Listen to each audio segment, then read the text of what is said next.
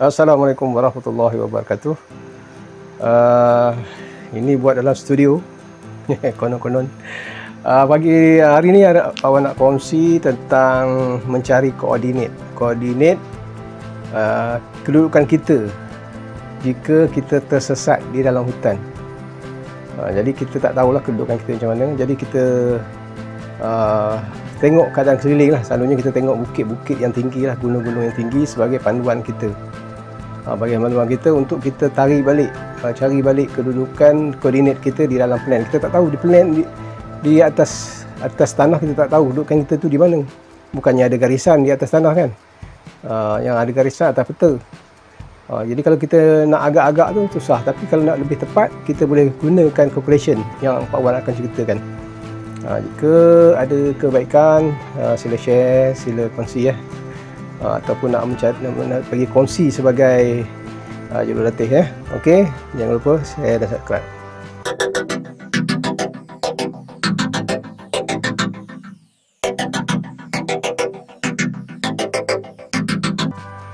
Okey, kali ni nak cerita ataupun kongsi bagaimana kita nak memberitahu rescue ke dan sebagainya apabila kita tersesat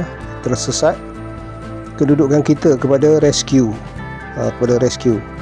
Jadi kita ambil contoh lah yang dalam kes ni kita tersesat di sinilah, di kawasan ini. Jadi kita nak mudahkan cerita je lah. Ini kawasan ni, contoh kita ada sungai,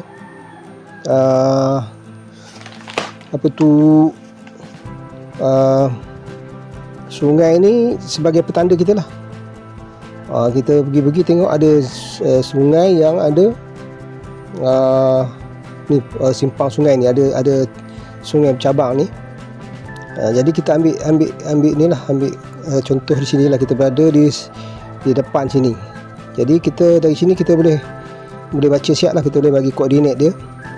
Ini koordinat keutara, ini ketimuran kan. Jadi kalau kita baca ketimuran dulu. Kalau kita perhatikan, kita berada di seberang sungai sini, ujung ni kan.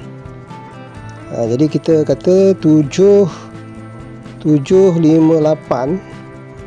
sini 758, bawah tu 238 jatuh. 758 238, ni kotak 23, ni 24, lain 24, bawah ni 23, jadi 238 lah lebih kurang situ. Jadi kita dapatlah kita punya kedudukan kita sini. Jadi kita boleh beritahu lah penyelamat kedudukan kita adalah 758 238. Itu kedudukan kita lah. Okey. Kalau kita ada simpang macam tu lah, kalau kita ada simpang ada tanda ni, andai kata tak ada petunjuk lah, tak ada petunjuk kedudukan kita, macam mana kita nak buat? Okey. Andai kata kita berada tengah hutan. Okey, andai katalah kita berada di area duit tu lah. Jadi kita tak tahu kedudukan kita tu tak mana kan.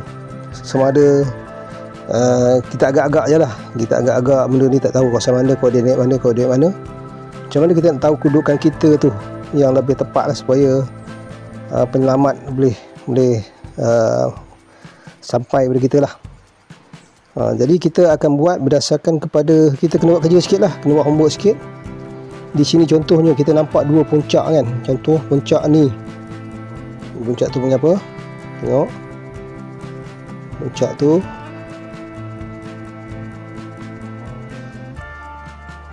di situ. Bukit apa tu? Bukit Batang Hidung nama dia. Ni Bukit Batang Hidung kan. Kita nampak, kita agak-agak lah, oh ni Bukit Batang Hidung. Kemudian juga kita tengok contoh belah kiri ni, kita ada satu lagi bukit. Ni bukit apa? Bukit Bongkok. Itu Bukit Bongkok. Ini Bukit Bongkok. Okey, macam mana kita nak dapat kedudukan kita tu? Okey, kita akan buat sikit kerja lah. Kita kena buat sikit kerja, iaitu pertama kita cari bearing lah daripada tempat kita tu. Ini contoh kita agak-agak ni tempat kita ni di di sini kan, ni agak-agak kita berada di sini. Macam mana kita nak dapat tepat dia? Dari sini kita buat bearing dia, buat bearing ke Bukit Bongkok, kemudian buat bearing ke Bukit Batang Hidung ya. Ni Bukit Batang Hidung, kita dapat bearing dia. Apabila kita dapat bearing, kita akan draw lah, kita draw dulu, draw antara persimpangan tu, itu adalah kedudukan kita lah. Okey, contoh ya, dalam ini ya, contoh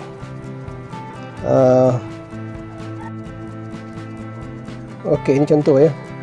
Contoh kita tengok real lah, ini tengok real, ini semua simulasi ya. Tengok real, Bukit Bongkok tu yang kita tanda tu kan, ada Bukit Bongkok. Okey, sana Bukit Bongkok kan.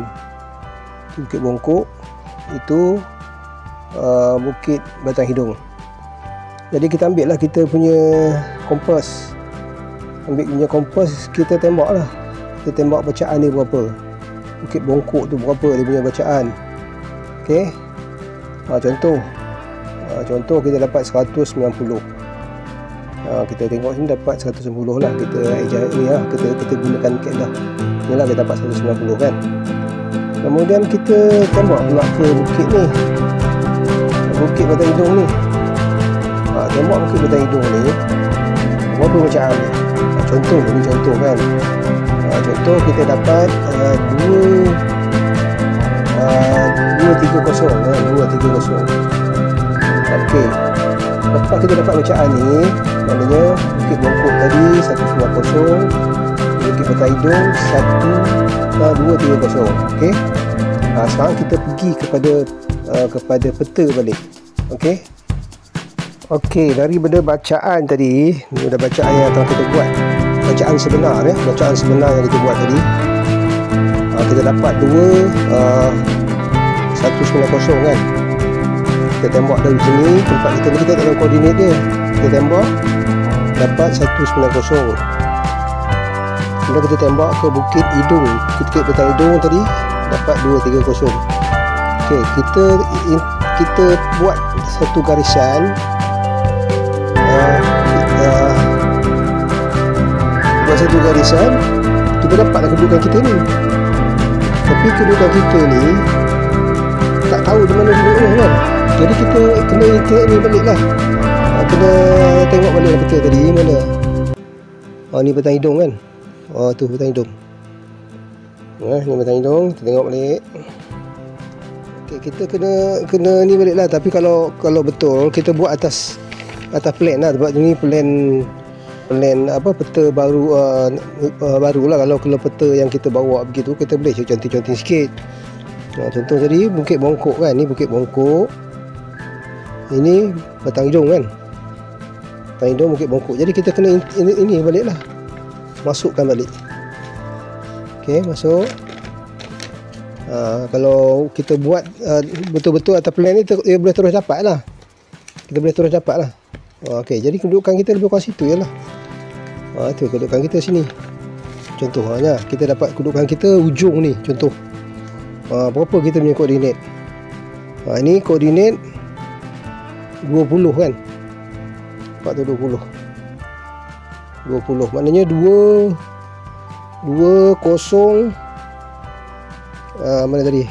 Bujur ni kan. Contoh kita atas bujur ni.